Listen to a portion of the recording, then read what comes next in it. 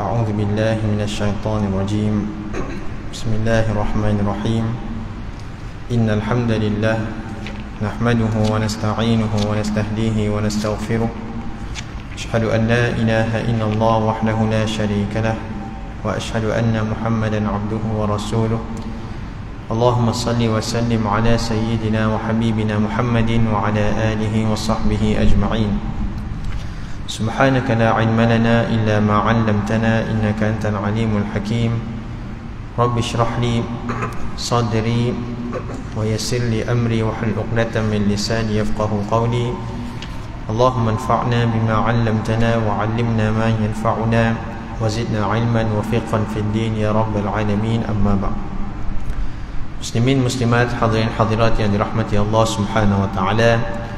InsyaAllah seperti mana kebiasaan, pada Khamis malam Jumaat minggu yang kedua, kita sama-sama akan membaca daripada kitab Al-Fiqhul Manhaji, jilid yang ke-6, yang membicarakan berkaitan dengan fiqhul muamalat, yang mana kita telah pun memasuki topik yang berkaitan dengan hibah ataupun pemberian, ataupun juga dikenali dengan anugerah. Dan terjemahan kita yang kita ambil daripada cetakan Pustaka Salam pada muka surat 1352 membicarakan tentang hibah itu ataupun anugerah, terdapatnya rukun serta syarat yang ada padanya. Bila mana kita membicarakan tentang syarat, ialah perkara yang berada di luar perkara yang dibincangkan, sesuatu yang di luar pada perkara yang dibincangkan.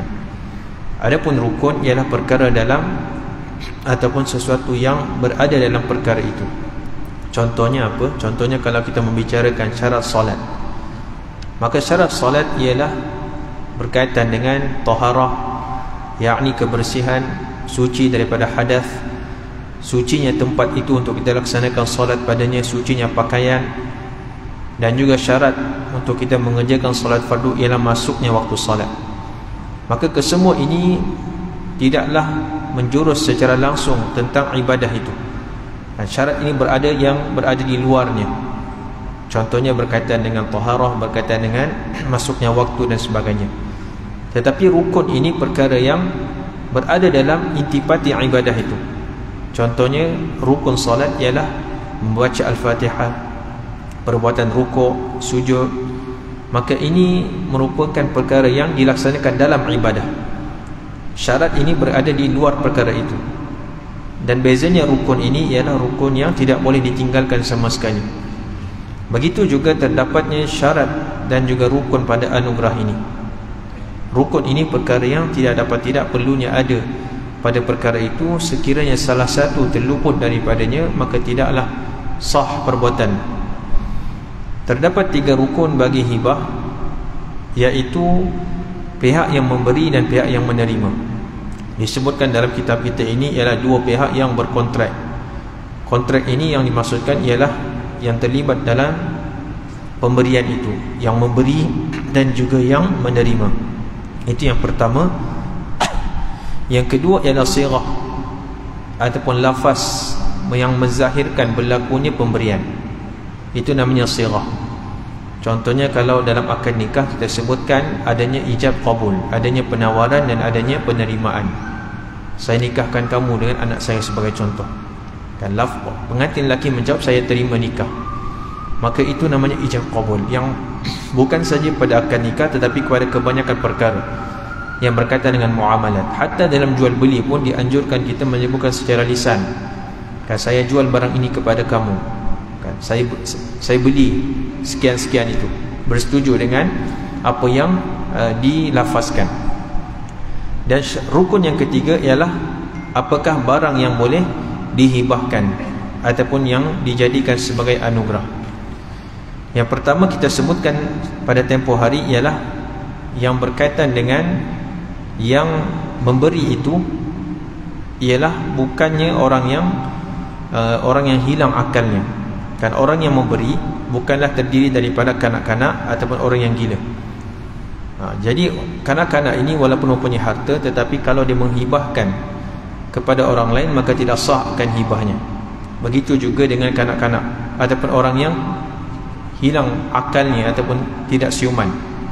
Mungkin ketika warasnya dia mempunyai harta, tetapi bila mana dia dalam keadaan sedemikian, maka tidak sah sekiranya lafaz itu dikeluarkan daripadanya, kerana orang yang gila ini tidak menyedari apa yang dilakukannya.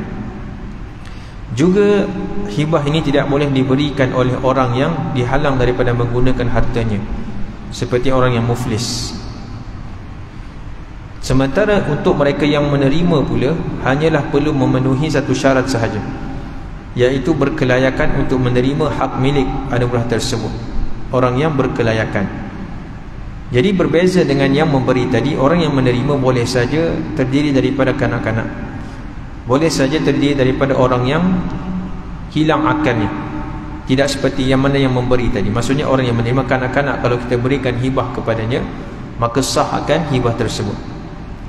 Adapun kita lihat pada rukun yang kedua, rukun yang pertama tadi yang membicarakan siapakah yang boleh memberi dan menerima. Perlunya ada orang yang memberi dan ada orang menerima. Itu rukun yang pertama.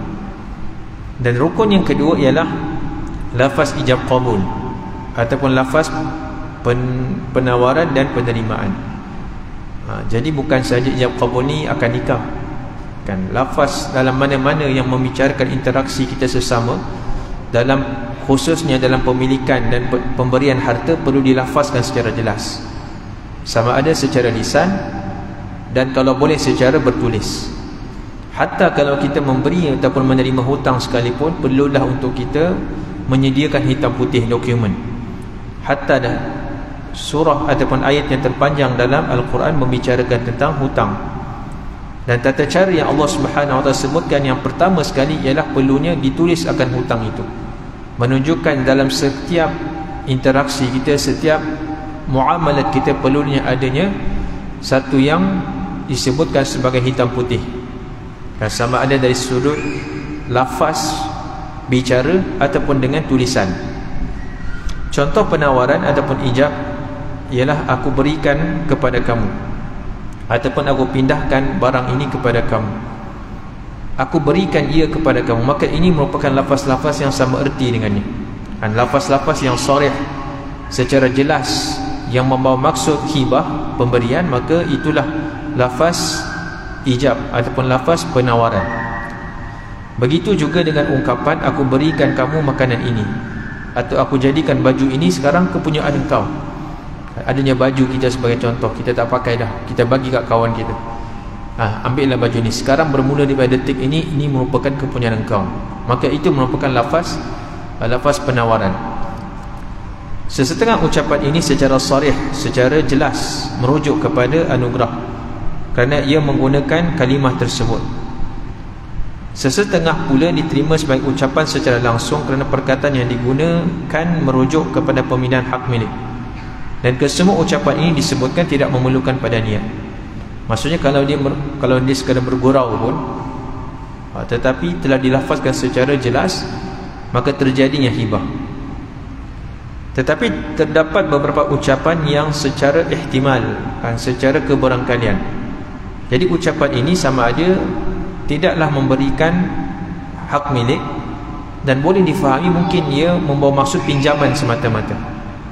Jadi lafaz yang berbentuk secara tidak sharih ini secara ihtimal, maksudnya ihtimal ini adanya kebarangkalian. Dia nak kata apa sebenarnya? Dia nak bagi pinjam atau dia nak bagi secara kekal? Maka ketika itu ucapan tersebut bergantung kepada niat. Yang ini bergantung kepada niat. Contohnya, aku pakaikan baju ini kepada kamu, kan, pakaikan saja, tidak membawa maksud dia memberi, kan. Boleh jadi dia bagi, boleh jadi dia hanya memberikan pinjam. Aku bawa kamu menaiki kenderaan ini. Ini ucapan yang tidak menjurus kepada pemberian.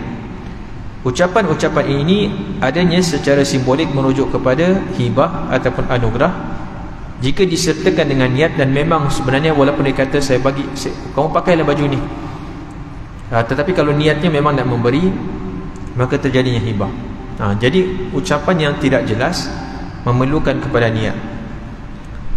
Jika pemberi berkata aku kurniakan barang ini kepada kamu, atau barang ini adalah kurniaan dari saya untuk kamu, maka ucapan ini merujuk kepada anugerah kerana perkataan yang digunakan merujuk secara langsung kepada pemberian. Jadi itulah lafaz ijab, lafaz penawaran. Ijab ini maksudnya penawaran. Sekali lagi saya sebutkan, tidak khusus semata-mata dalam akad nikah, tetapi secara meluas dalam perkara-perkara yang berkaitan dengan muamalat. Adapun lafaz qabul, kan, lafaz qabul ni maksudnya lafaz persetujuan, lafaz penerimaan. Maka boleh saja dia mengatakan saya terima, dan qabil, aku terima, qabil tu, ataupun yang sama waktu dengannya, kan, aku bersetuju, wafiq sebagai contoh. Maka itu merupakan lafaz yang bermaksud dia bersetuju tentang pemberian yang dianugerahkan padanya. Jadi itu dia tuan-tuan, rukun yang kedua, adanya pembuktian berlakunya pemberian, pembuktian berlakunya pemberian tadi. Yang sirah ini ialah lafaz ataupun apa-apa saja bentuk yang menjurus kepada berlakunya persetujuan antara kedua pihak. Maka itu rukun yang kedua, perlu adanya lafaz ataupun bentuk yang secara jelas. Adapun syarat sirah ini, kan, rukun yang kedua ini juga mempunyai syarat. Seperti mana rukun pertama tadi, yang memberi dan yang menerima diletakkan beberapa syarat. Antaranya kita sebutkan tidak gila, kan, orang yang telah mencapai usia yang baligh. Maka ini syarat kepada rukun yang pertama. Rukun yang kedua, syarat sirah kontrak ini, kan, syarat sirah hibah ini diletakkan juga beberapa syarat. Antaranya ialah penawaran dan persetujuan ijab dan qabul mestilah berkesinambungan. Maksudnya apa? Tidak ada gap, tidak ada ruang yang dianggap sebagai pemisah menurut amalan yang diguna pakai. Contohlah, dia memberikan tawaran, tapi selepas dia melakukan beberapa aktiviti yang di luar kebiasaan, barulah dia kemudian datang semula, kan, okey, tadi saya terimalah apa yang kamu cakap tadi. Maksudnya terdapat beberapa jarak masa yang tidak munasabah, yang tidak dianggap dalam uruf kebiasaan manusia sebagai yang berlakunya kesinambungan. Contohnya kalau lafaz akad nikah lah, saya bawakan sebagai contoh lagi, kerana akad nikah ni mudah, kerana selalu setiap minggu mungkin kita menyaksikan akad nikah. Kalaulah mungkin wali itu ataupun wakil wali menyatakan saya nikahkan kamu dengan sekian-sekian, dengan mas kahwinnya tunai, maka dia perlu untuk terus menjawab akan penawaran itu. Dia tak pergi toilet ke, dia tak pergi dulu mandi ke, main bola ke, baru dia kembali semula ke tempat akad nikah, maka ketika itu tidak sah walaupun dia kata saya terima. Kerana perlunya secara segera jawapan yang perlu diberikan. Bila dia offer, maka terus untuk dijawab dalam majlis yang sama. Bukan dia keluar sekejap, dia ambil angin ke, dia nak hilangkan nervous, dia patah semula baru dia jawab saya terima. Maka itu tak boleh. Itu namanya tidak ada kesinambungan. Begitu juga dengan lafaz hibah ini. Bila mana ditawarkan, maka terus dikatakan okey saya terima, terima kasih, contohnya. Jadi itu yang pertama dalam syarat sirah kontrak ini, yang berkaitan dengan hibah perlunya ada berterusan.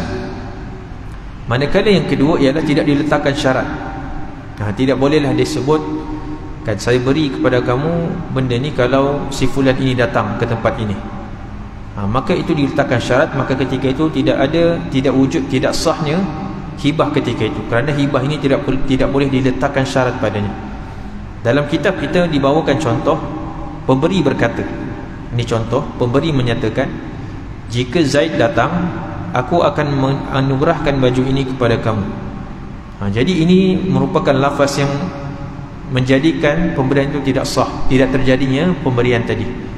Kerana anugerah adalah suatu penyerahan hak milik, sementara penyerahan hak milik tidak boleh dikaitkan dengan sesuatu yang tidak tentu wujud.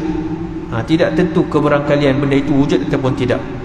Sedangkan penyerahan hak milik itu perlu berlaku secara jelas, tidak boleh ada kesamaran yang berlaku. Dengan itu tidak sah penawaran syarat tersebut. Itu yang kedua. Manakala yang ketiga, syarat untuk rukun yang kedua ini ialah tidak ada tempoh yang dikenakan. Contohnya, pemberi berkata, aku berikan buku ini kepada kamu, dia menjadi milik kamu selama, sebagai contoh, sebulan. Maka ini juga menjadikan pemberian itu tidak sah, kerana syarat ini bercanggah dengan implikasi kontrak, iaitu pemindahan hak milik secara kekal dan berkuat kuasa serta-merta. Kalau diletakkan syarat masa, maka itu lebih kepada pinjaman. Sedangkan hibah ini berlaku secara berkuat kuasa serta-merta dan pemindahan hak milik secara sempurna. Itulah tujuan hibah. berbeza dengan pinjaman. Jadi itulah tiga tuan-tuan syarat yang menyebutkan tentang kontrak itu. Tidak ada syarat, tidak bertempoh dan berlaku secara tempoh masa yang sama. Tidak ada ruang masa di antara penawaran dan juga penerimaan.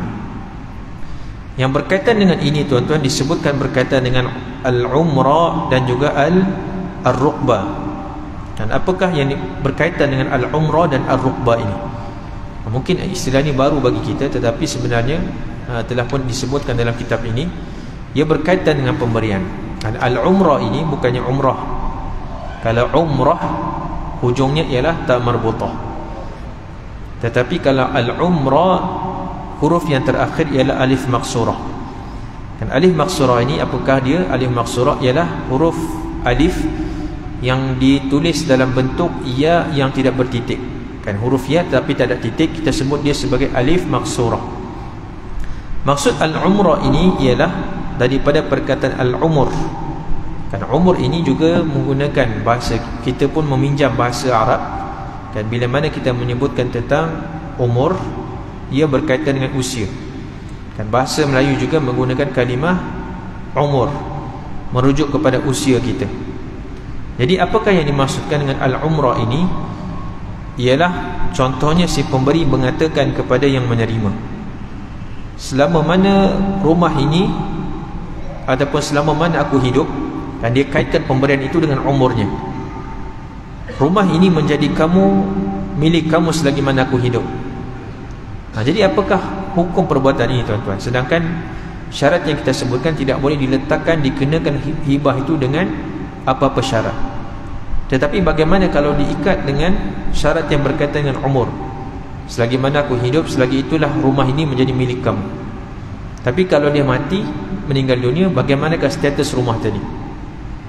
Ataupun contohnya, aku serahkan rumah ini kepada kamu selagi mana aku hidup, atau sepanjang kamu hidup.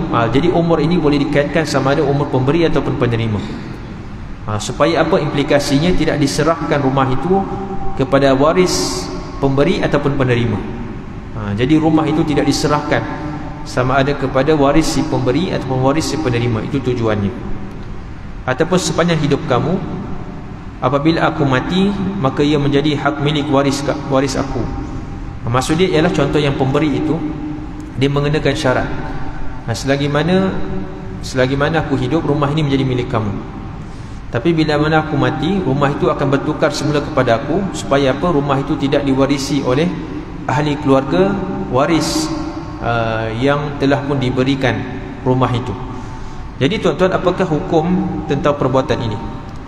Semua ucapan ini merujuk kepada hibah, tetapi ia dikaitkan dengan tempoh tertentu, iaitu umur yang memberi ataupun umur yang menerima. Sebagaimana yang kita maklum, antara syarat persetujuan hibah ini tidak boleh dikaitkan dengan tempoh tertentu. Cumanya special case yang berkaitan dengan umur ini dianggap sah, tetapi syarat itu tidak valid. Kan sah di pemberian, tetapi syarat itu tidak terjadi. Maksudnya rumah itu kekal menjadi milik seseorang dan umur itu tidak dikira. Kan pemberian itu sah, tetapi umur itu tidak dikira. Maksudnya selama-lamalah pemberian itu menjadi hak milik yang menerima.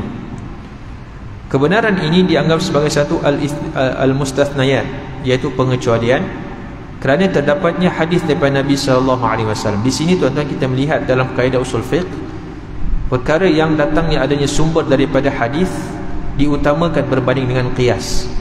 Qiyas ini kita menyamakan satu perkara dikiaskan pada perkara yang lain. Kerana dalam tertib untuk kita menjadikan satu panduan pada menentukan hukum, yang pertama kita melihat pada Al-Quran, yang kedua kita melihat kepada hadis Nabi SAW, dan yang ketiga ialah kita merujuk kepada ijma'ul ulama, kesepakatan ulama. Dan yang keempat barulah dalam mazhab Syafi'i diletakkan usul fiqh yang keempat ialah yang berkaitan dengan qiyas. Contohnya kalau kita sebutkan syarat tidak dikenakan apa-apa syarat, maka kita kaitkan qiyas itu dengan perkara-perkara yang boleh kita fahami. Tetapi dalam keadaan yang berkaitan dengan umur, telah pun ada pengecualian daripada sumber yang kedua, daripada hadis Nabi SAW. Kerana hadis diutamakan berbanding dengan qiyas. Bahkan hadis diutamakan berbanding dengan ijma'ul ulama. Kerana adanya hadis Nabi SAW menyatakan, satu hadis daripada yang direkodkan dalam As-Sahihain, direkodkan dalam Sahih Muslim, juga disebutkan dalam Sahih Al-Bukhari, daripada Abu Hurairah radhiyallahu anhu, Nabi SAW bersabda, al-umrah jaizatun. Kan, umrah itu adalah harus. Kan, umrah yang di sini yang dimasukkan bukannya umrah. Kan, umrah kita sebutkan tadi ujungnya tamarbutah, tetapi dalam hadis ini Nabi membicarakan pemberian yang diikat dengan umur. Maka Nabi menyatakan ianya sah. Al-Bukhari dan Muslim juga meriwayatkan bahawa Jabir bin Abdullah radhiyallahu anhuma berkata, Nabi sallallahu alaihi wasallam memutuskan bahawa umrah adalah hak orang yang dianugerahkan. Di sini tuan-tuan merupakan disebutkan sebagai perkataan sahabat. Sahabat yang mendapat didikan daripada Nabi telah pun meriwayatkan Nabi menyatakan bahawa perbuatan sedemikian adalah harus, adalah sah maksudnya. Maksudnya ialah validnya pemberian tadi dan syarat itu tidak diguna pakai. Jadi selagi mana umur itu tidak dikaitkan sama ada orang itu meninggal dunia ataupun sebaliknya, walau bagaimana keadaan sekalipun, tetap harta itu diberikan kepada yang menerima, tidak akan berpindah semula kepada yang memberi. Menurut riwayat Muslim, Rasulullah SAW bersabda, al-umrah liman wuhibat lahu. Al-umrah, kata Nabi, umrah itu iaitu pemberian yang diikat dengan umur. Liman adalah bagi, wuhibat lahu, mereka yang diberikan padanya, iaitu hak milik kepada yang menerima, walaupun dikaitkan dengan umur sekalipun. Jadi umur itu tidak akan dikira, tidak sah syarat sedemikian, tetapi transaksi pemberian itu dikira oleh syarak. Al-Imam Muslim rahimahullah juga meriwayatkan bahawa Jabir bin Abdullah radhiyallahu anhuma berkata, Rasulullah sallallahu alaihi wasallam bersabda, amsiku alaikum amwalakum wala tufsiduha fa innahu man a'mara umra fa hiya lilladhi u'miraha hayyan wa mayyitan wa li'aqabihi.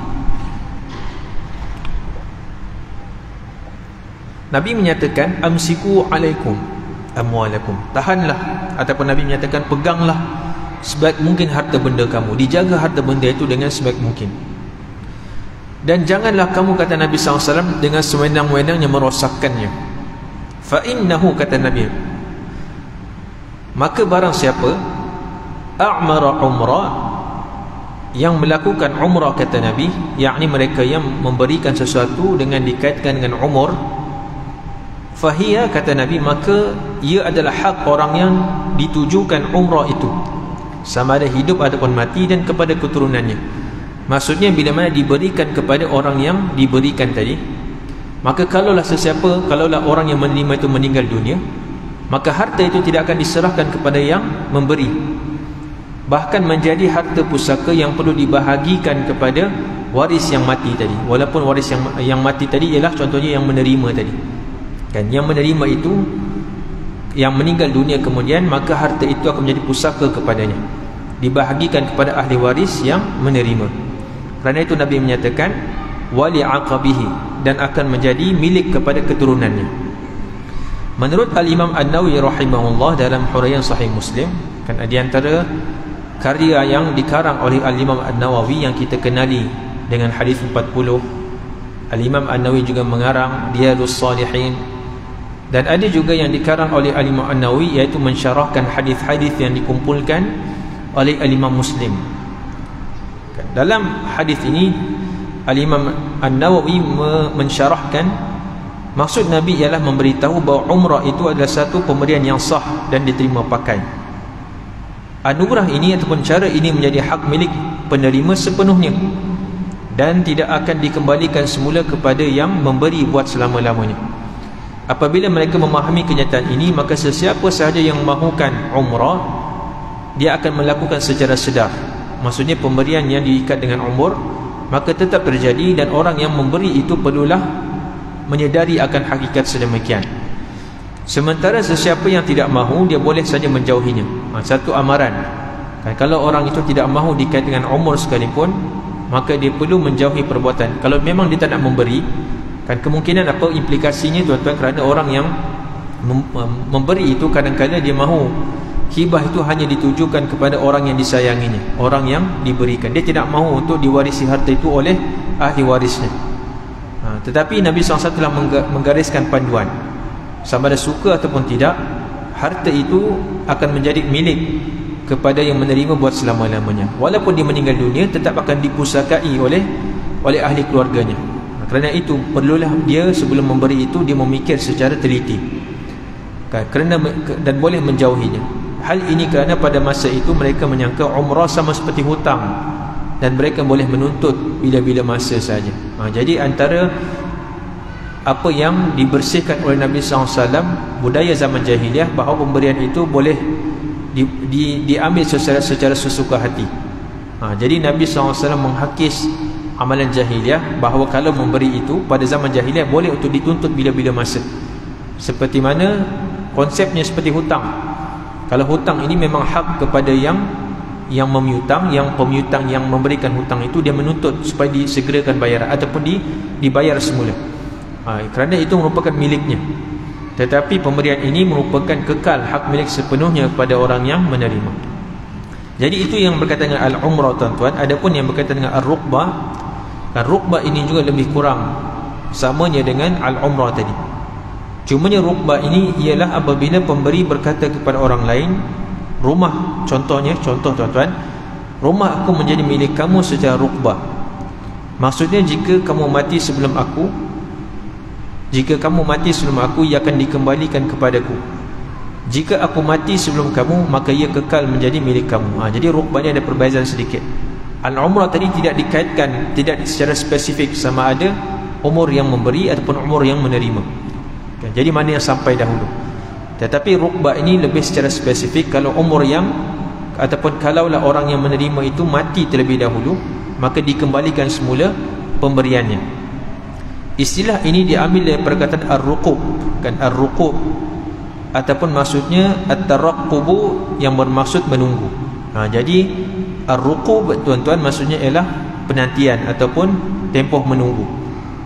Seperti mana perkataan Nabi Shu'aib alaihissalam dalam surah Hud pada ayat yang ke-93, Nabi Shu'aib menyatakan kepada kaumnya, wartaqibu inni ma'akum raqib.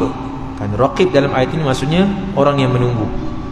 Setelah mana Nabi Shu'aib AS berdakwah kepada kaumnya Madian, diberikan nasihat yang baik, telah pun diingatkan mereka dengan amaran-amaran yang buruk, maka Nabi Shu'aib pada akhirnya menyatakan, wartaqibu, maka tungguhlah kamu akan hukuman Allah, keputusan daripada Allah. Inni ma'akum raqib, sesungguhnya aku bersama-sama dengan kamu sebagai orang yang menunggu. Jadi itulah maksud ar-ruqbah ini, ialah menunggu. Dia tunggu umur siapa yang sampai terlebih dahulu, iaitu masing-masing menunggu kematian siapa terlebih dahulu. Ucapan ini diterima sebagai kontrak anugerah yang di-verified oleh syarak. Walaupun bersyarat, tetapi pemberian itu sah dan syarat tersebut tidak diterima pakai. Jadi istimewanya kita membawakan berkaitan dengan al-umrah dan ar-ruqub ini, ar-ruqbah ini, bahawa pada asalnya pemberian yang diikat dengan syarat tertentu tidak sah. Tetapi kalau dikaitkan dengan umur, perkara itu sah terjadinya hibah, tetapi syarat itu tidak diguna pakai. Dan ia memberi kelebihan kepada mereka yang menerima sebenarnya. Pada zaman jahiliah, ia sebagai satu penindasan kepada yang menerima.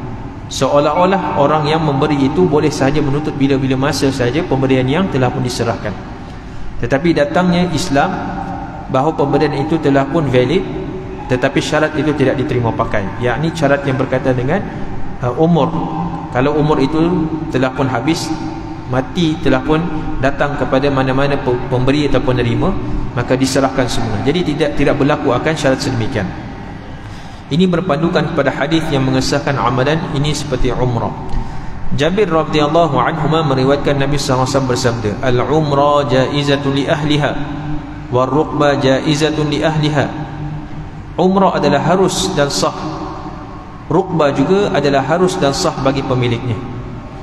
Jadi ini tuan-tuan, menurut Mughni al-Muhtaj, satu kitab fiqh dalam mazhab Syafi'i, Al-Imam As-Subki rahimahullah berkata, kesahihan umrah dan rukbah bukan berpandukan pada qiyas, tetapi hadis lebih diutamakan berbanding segala usul dan segala qiyas. Ini telah saya sebutkan tadi, bahawa syarat yang kita fahami itu kita qiyaskan dengan beberapa perkara kan. Contohnya syarat kalau disebut orang itu datang ke tak datang, maka itu kita boleh qiyaskan dengan situasi-situasi yang lain. Tetapi yang berkaitan dengan umur, adanya pengecualian daripada Nabi SAW kerana kita mengutamakan sunnah daripada qiyas semata-mata. Baik tuan-tuan, itu yang rukun yang kedua yang kita bicarakan, yang menjadikan apakah pembuktian terjadinya hibah. Adapun rukun yang ketiga, kita lihat apakah barang yang boleh diberikan, apakah barang yang boleh kita hibahkan. Rukun kontrak anugerah yang ketiga ialah barangan yang dianugerahkan. Kaedah bagi perkara ini ialah segala barang yang boleh dijadikan sebagai jual beli, maka boleh untuk diserahkan. Dan apa-apa benda yang dari sudut syarak, benda itu boleh dijadikan sebagai barang komoditi ataupun barang yang boleh dijual beli, maka barang itu juga nilainya sama dengan barang yang boleh kita hibahkan. Contohnya buku kan, buku ini boleh kita jual beli kan, kerana tidak ada larangan daripada syarak untuk kita menjual buku sebagai contoh. Jadi kita boleh, dalam sudut kita nak memberikan pada seseorang, boleh kita berikan buku itu. Dan contohnya dalam perkara yang tak boleh untuk diniagakan ialah perkara-perkara yang najis kan, perkara yang bersifat haram. Perkara yang bersifat haram tidak boleh diniagakan. Begitu juga kalau kita nak memberi, maka tidak boleh diberikan benda-benda yang haram. Benda yang sama untuk kita aplikasikan dalam jual beli, itulah barangan yang sama yang boleh kita berikan pada anugerah ataupun hibah. Contohnya seseorang yang mungkin mendapat cabutan, dia dapatlah mungkin syarikat yang non-Muslim, dia dapatlah satu botol arak sebagai contoh kan, dia memang tak minum arak, lalu dia serahkan pada kawan dia, hibah. Botol arak ni harga dia premium, harga dia mahal, jadi saya berikan pada kamu botol arak ni, sebab saya tak minum sangat.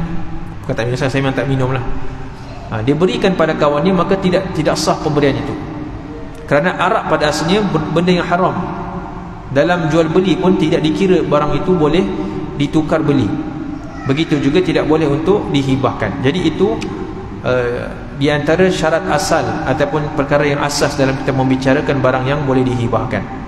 Apa-apa saja barang yang boleh dilibatkan dalam al-bai', jual beli, maka boleh juga untuk kita hibahkan. Apa-apa barang yang diharamkan dalam jual beli, maka haram juga untuk dijadikan sebagai barang untuk dihibahkan.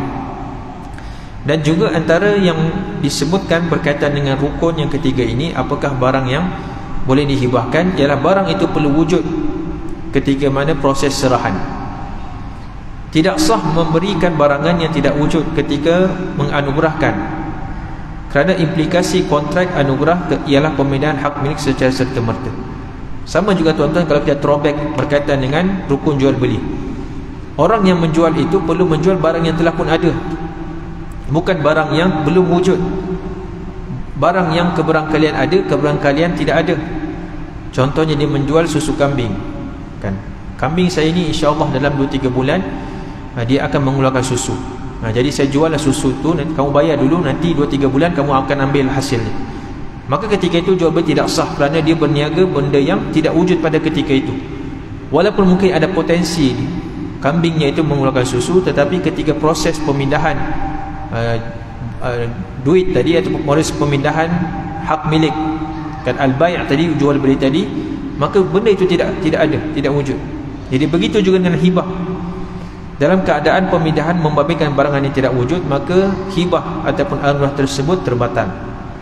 Contohnya barangan yang mahu diberikan ialah buah yang bakal dihasilkan oleh pohon kurma miliknya pada tahun itu. Jadi pengarang kitab membawakan contoh pokok kurma, kerana pengarang kitab ni asalnya kitab ni dalam bahasa Arab kan. Jadi buah kurma ni antara buah yang menjadi kelaziman bagi mereka. Kalau kita mungkin ambil lah contoh durian ke, apa-apalah, rambutan ke. Jadi dia janjikan akan dihasilkan pohon kurma miliknya pada tahun itu. Jadi dia telah pun memberikan, pohon kurma ni tak ada lagi, tapi nanti saya bagi pada kamu, sekarang ni jadi milik kamu. Jadi maka ketika itu anugerah itu tidak sah lagi, Kalau telah ada pohon kurma, ataupun ada buah yang telah pun terhasil, telah pun wujud di depan mata secara fizikal, barulah boleh diserahkan kepada mereka yang menerima. Ataupun anak kambing yang akan lahir pada tahun itu. Hukum barangan yang pada hukminya tidak wujud, iaitu secara zahirnya tidak wujud, sama dengan hukum barangan yang pada hakikatnya tidak wujud. Jadi sama sahaja. Contohnya, jika pemberi menganugerahkan kambing yang masih dalam kandungan ibunya atau susu yang masih dalam pundi susu, pemberian itu tidak sah walaupun dia diberi kuasa untuk menerimanya apabila anak kambing itu dilahirkan atau susu itu diperah. Jadi secara selamatnya tuan-tuan, perlulah hanya diberikan hibah itu setelah mana zahir berlakunya secara fizikal. Tunggulah, bersabar sedikit sehingga barang itu benar-benar wujud di depan mata mereka. Jadi itulah tuan-tuan sedikit yang boleh kita bicarakan pada malam ini. 3 rukun dalam al-hibah ataupun anugerah, dan juga berserta dengan syarat-syarat yang terdapat padanya. Jadi insya-Allah pada kesempatan akan datang kita akan lihat bagaimana pula dengan hukum anugerah barangan yang digunakan pada barangan lain atau bercantum dengan barangan lain. InsyaAllah kita akan kupas pada kesempatan berikutnya. Wallahu ta'ala a'la wa alam. Subhanakallahumma bihamdik, asyhadu an la ilaha illa anta, astaghfiruka wa atubu ilaik. Sallallahu ala khairi khalqillah nabiyina Muhammadin wa ala alihi wa sahbihi ajma'in. Wassalamualaikum warahmatullahi wabarakatuh.